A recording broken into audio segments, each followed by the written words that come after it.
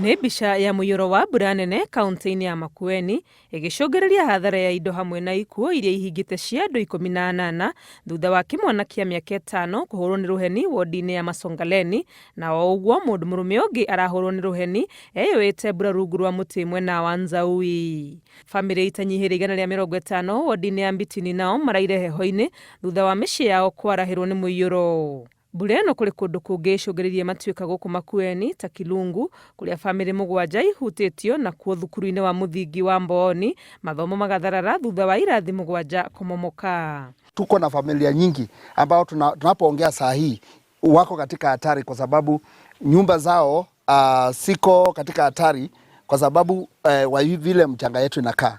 Kwa hivyo naomba watu wangu wote wa Kaiti kwa huu wakati ambao tuko na hii mvua nyingi inaendelea na kunyesha, kama unajua mahali unakaa nyumba yako iko katika hatari, please tunataka uone chifu yako leo kwa sababu hatutaki kupoteza mtu mwingine. Tumeanza kuweka mikakati na tayari tumeiweka ya kuhamisha watu kutoka hizi area ambazo ziko steep sana na zinazoweza kuathirika na maporomoko.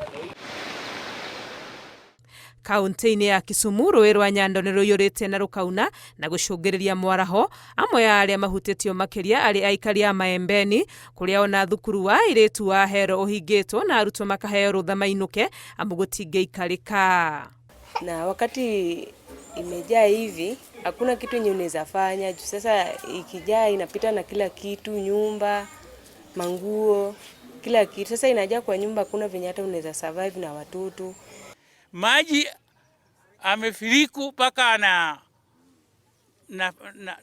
natoka over ya dike naingia kwa masamba, manyumba, mafactory ya michele magunia mingi yamepoteza.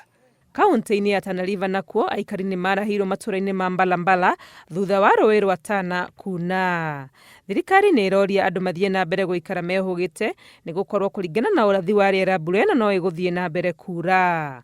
Ngĩribotera Inooro TV rĩtũthekwa nĩ Wangui wa Mwangi.